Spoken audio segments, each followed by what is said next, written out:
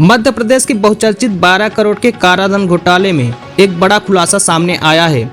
नमस्कार, आप देख रहे हैं बिंद वसुंधरा समाचार। रीवा जिले के मनगवा में तत्कालीन एसडीओपी कृपा शंकर द्विवेदी पर हाई कोर्ट जबलपुर ने शिकंजा कस लिया है। एसडीओपी द्विवेदी पर आरोप है कि उन्होंने हाई कोर्ट जबलपुर को गुमराह करते हुए गलत हलफनामा पेश किया और काराधन घोटाले के मास्टरमाइंड राजेश सोनी सहित अन्य आरोपियों को बचाने की साजिश रची। गौरतलब है कि यह वही घोटाला है जिसमें मध्य प्रदेश की 1148 पंचायतों में वर्ष 2018-19 के दौरान 14वें वित्त आयोग की परफॉर्मेंस ग्रांट की राशि का बंटवारा हुआ था। आरोप है कि लगभग 300 करोड़ रुपए की राशि में से 12 करोड़ रुपए का गबन रीवा जिले की पंचायतों में किया गया। जब इस मामले में हाई कोर्ट ने पुलिस रिपोर्ट मांगी तो तत्कालीन एसडीओपी मनगवा कृपा शंकर द्विवेदी ने गलत जानकारी दी और हलफनामा प्रस्तुत करते हुए कहा कि राजेश सोनी पर मनगवा थाने पर कोई एफआईआर दर्ज नहीं है। यही नहीं, उन्होंने गलत एफिडेविट भी कोर्ट को सौंप दिया, जिसका सीधा फायदा आरोपियों को मिला और उन्हें जस्टिस नंदिता दुबे की बेंच से राहत मिल गई। लेकिन अब बड़ा सवाल यह है, हाई कोर्ट को गुमराह करने वाले उस पुलिस अधिकारी पर अब तक क्या कार्रवाई हुई? रिटायरमेंट के बाद कृपा शंकर द्विवेदी पर आपराधिक प्रकरण चलेगा या नहीं? दरअसल इस पूरे मामले को सामाजिक कार्यकर्ता शिवानंद द्विवेदी और अधिवक्ता संजय पांडे ने उजागर किया। शिकायत के बाद शासन को मजबूर होकर रिव्यू पिटीशन क्रमांक 141 सन 2023 दायर करनी पड़ी और इसी आधार पर मामला फिर से हाई कोर्ट में खुला है। 14 अगस्त 2025 को high court justice Vishal Mishra की बेंच ने सीधे शासन से पूछा, हाई कोर्ट को गुमराह कर गलत हलफनामा प्रस्तुत करने वाले एसडीओपी कृपा शंकर द्विवेदी के खिलाफ अब तक क्या कार्रवाई की गई? लेकिन अब तक शासन की तरफ से कोई जवाब कोर्ट में पेश नहीं किया गया। यानी सवाल जस के तस हैं। भ्रष्टाचारियों को बचाने वाले अफसर पर आखिर कब होगी कार्रवाई और क्या कभी इन अफसरों की मिलीभगत से बचने वाले आरोपियों को फिर से कटघरे में खड़ा किया जा सकेगा? काराधन घोटाले में नए खुलासे ने शासन प्रशासन की कार्यप्रणाली पर फिर से गंभीर सवाल खड़े कर दिए हैं। अब सबकी नजरें हाई कोर्ट और शासन की आगामी कार्रवाई पर टिकी है। तब तक देखते रहें आप बिंद वसुंधरा समाचार।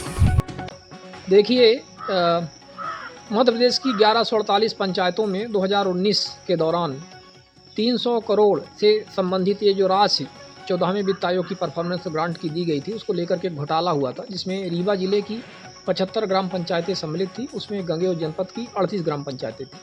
गंगेव जनपद की 38 ग्राम पंचायतों को लेकर के एक शिकायत की गई थी, जिस पर जांच हुई थी और कलेक्टर और कमिश्नर दोनों की जांच में दोषी पाए गए थे। 3 लोगों के ऊपर उसमें एफआईआर दर्ज हुई थी। एक राजेश सोनी लिपिक जो थे गंगेव जनपद में, एक शिव शक्ति प्रोपाइटर के जो हेड थे नागेंद्र सिंह, मटेरियल सप्लायर जिसे बेंडर कहते हैं, और फिर नागेंद्र सिंह की एक पुत्री थी, उनका नाम था प्रतिभा सिंह। इन 3 लोगों के ऊपर अपराध क्रमांक 470/2020 दर्ज हुआ था थाना मनगवा में। जब ये मामला हाई कोर्ट पहुंचा, हाई कोर्ट ने रिपोर्ट तलब की, तो जो तत्कालीन एडिशनल सीईओ AB खरे थे, जिन्होंने इसमें जांच भी की थी, और जिला पंचायत में रीवा में, और साथ में एसडीओपी मनगवा जो तत्कालीन श्री कृपा शंकर द्विवेदी थे, इनके द्वारा गलत जानकारी, गलत एफिडेविट, गलत हलफनामा दिया जाकर हाई कोर्ट को गुमराह किया गया था, जिसके आधार पर जो तत्कालीन और अब वो रिटायर्ड हो चुकी हैं श्रीमती नंदिता दुबे जो जस्टिस थी, उन्होंने इनकी पिटीशन को इनफ्रक्चुअस करके डिसमिस कर दिया था और जो आरोपीगण थे उनको राहत मिल गई थी।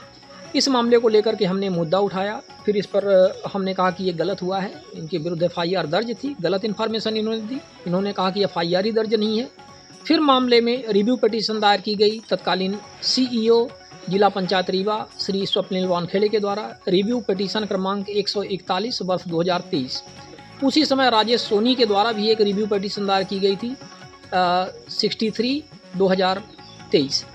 63/2023 को अब राजेश सोनी ने वापस ले लिया है, क्योंकि पता चल गया है कि उसमें उनको कुछ हासिल होने वाला नहीं है। और 141 जो रिव्यू पिटीशन थी 2023 की, उसमें अभी हाल ही में जस्टिस श्री विशाल मिश्रा के द्वारा एक आदेश दिया गया है और ये पूछा गया है कि एसडीओपी मनगवा श्री कृपा शंकर द्विवेदी के द्वारा जो गलत जानकारी, गलत हलफनामा प्रस्तुत किया गया था, उस पर शासन के द्वारा क्या कार्यवाही इनके विरुद्ध हुई है।